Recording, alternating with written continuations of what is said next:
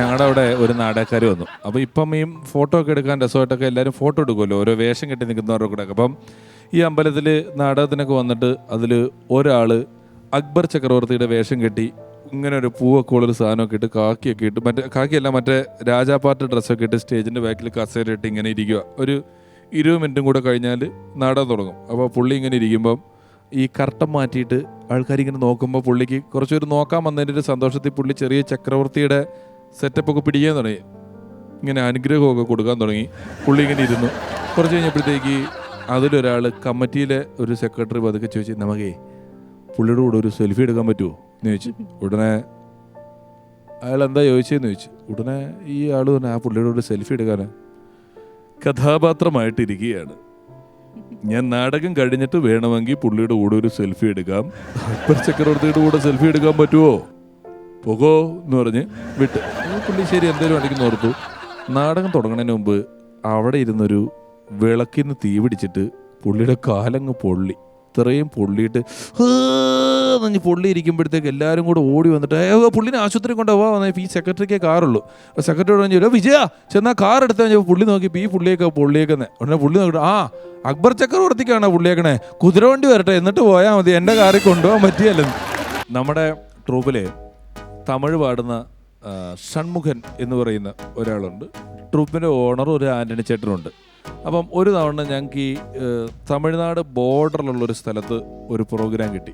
അപ്പോൾ പ്രോഗ്രാം കിട്ടി ഞങ്ങൾ അവിടെ പോയിട്ട് ഈ തമിഴ് പാടുന്ന ഷൺമുഖൻ അപ്പോൾ ആ സമയത്ത് അതാണ്ട ഈ താണ്ട അരുണാചൽ എന്നാത്താണ്ട ഒക്കെ പാടി ഭയങ്കര പുള്ളിയാണ്. ഷൺമുഖൻ്റെ അംഗം പെട്ടാണ് ആ സമയത്ത് കിടക്കുന്നത്. അപ്പോൾ ആൻ്റണി ചേട്ടൻ മലയാളം പാട്ടുകളും അത്യാവശ്യം ഇടയ്ക്കൊക്കെ പാടുന്ന ആളാണ്. അങ്ങനെ ഈ തമിഴ്നാട് ബോർഡറിൽ ചെന്നിട്ട് ആദ്യം തന്നെ ഷൺമുഖൻ ഒരു പാട്ട് പാടിയപ്പം ഈ ഒരു പ്രേക്ഷകരിൽ ഒരാൾ ഓടിക്കയറി വന്നിട്ടൊരു നോട്ടുമാല ഷൺമുഖൻ ഇട്ട് കൊടുത്തു. അത് ബാക്കിയുള്ളവർക്ക് ആർക്കും അത്ര സൂചിച്ചില്ല. പിന്നെ പോട്ടെ, ഷൺമുഖം പാടി ഒരു നോട്ടുമാലയായി. അത് കഴിഞ്ഞാൽ ആൻ്റണി 2 മലയാളം പാട്ടൊക്കെ പാടി. അത് കഴിഞ്ഞിട്ട് വീണ്ടും ഷൺമുഖം വന്ന് അടുത്ത തമിഴ് പാട്ട് പാടി. അയാൾ കയറി രണ്ടാമതൊരു നോട്ടുമാല ഇട്ട് കൊടുത്ത്. അത് ട്രൂപ്പിലൊരു ഇച്ചിരി പ്രശ്നമായി. ഇനി ഷൺമുഖൻ ഇനി വെറുതെ പാടിക്കണ്ട കേട്ടോ എന്നൊക്കെ. ശരിക്കും ഇനി 5 പാട്ടുണ്ട് ഷൺമുഖൻ, ഇവർ പാടിക്കണ്ടെന്നൊക്കെ പറയാൻ തുടങ്ങി പൈസ കിട്ടണ കാരണം. പിന്നെ ആൻ്റണി 2 മലയാളം പാട്ട് പാടി. ഷൺമുഖൻ അടുത്ത പാട്ട് പാടിയപ്പോൾ ഇയാൾ 500-ൻ്റെ നോട്ടൊക്കെ വെച്ചിട്ട് ഒരു മാലയും കൂടെ കൊണ്ടുവന്നങ്ങ് ഇട്ടു.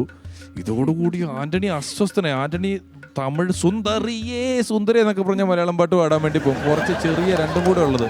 എന്നിട്ടും ഈ ഷൺമുഖന് തന്നെ മാല ഇട്ടിക്കൊണ്ടിരിക്കുക. കുറേ മാല ഇട്ടിക്കഴിഞ്ഞ് ഈഗോയെ അടിച്ചിട്ട് അസൂയ മൂത്തിട്ട് ആൻ്റണിക്ക് ഭ്രാന്തായിട്ട് എന്ത് ചെയ്യണമെന്നൊക്കെ നിൽക്കുമ്പോൾ ഷോ കഴിഞ്ഞപ്പം ഈ മാല ഇട്ട ആൾ സ്റ്റേജിൻ്റെ ബാക്കിലൊക്കെ വന്നിങ്ങനെ, ഷൺമുഖം എവിടെ, ഷൺമുഖം എങ്ക എന്നൊക്കെ ചോദിച്ച് ഇങ്ങനെ വന്ന് നിൽക്കുക. അപ്പോൾ ആൻ്റണി ചേട്ടൻ പുള്ളിയോട്, ഹലോ മോശമാണ് ബൈ, മോശം പറയുന്നതുകൊണ്ടൊന്നും തോന്നരുത്, ഞങ്ങളെല്ലാവരും കലാകാരന്മാരല്ലേ, ഇവിടെ ഉള്ള എല്ലാവരും നിങ്ങൾ കാണിച്ച് എല്ലാവരും പാട്ടല്ലേ പാടിയത്, ഷൺമുഖൻ മാത്രമാണോ ഇവിടെ പാടിയത്, വളരെ മോശമായി പോയി ബൈ എന്നൊക്കെ പറഞ്ഞപ്പോൾ അയാൾ പറഞ്ഞല്ല, എന്നാ എല്ലാവരുടെയും പാട്ട് വളരെ നല്ലായിരുന്നത്, എന്താ പാട്ടൊന്നുമല്ല പരുവല്ലേ, എന്നോട് തമ്പി ഒരാൾ ഇറந்து പോച്ച്, അയാളുടെ ഒരു അനിയൻ മരിച്ചുപോയി, അവരുടെ പേര് ഷൺമുഖം, ഇവരെ இந்த மாதிரி സ്റ്റേജിൽ വന്ന് ആടത് പാടത് അതെല്ലാം பார்க்குമ്പോൾ എൻ ഇറந்து പോണ തമ്പി മാതിരിയേ തോന്നുന്നത്. തമ്പിയുടെ പേര് ഷൺമുഖം, എൻ തമ്പിയുടെ പേര്, അതിനാൽ താൻ இந்த മാലയെല്ലാം ഞാൻ പോട്ടെ എന്നൊക്കെ പറഞ്ഞപ്പോൾ ആൻ്റണി ചേട്ടൻ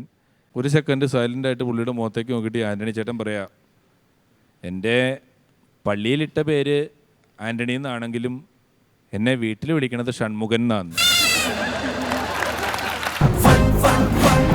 Once upon a time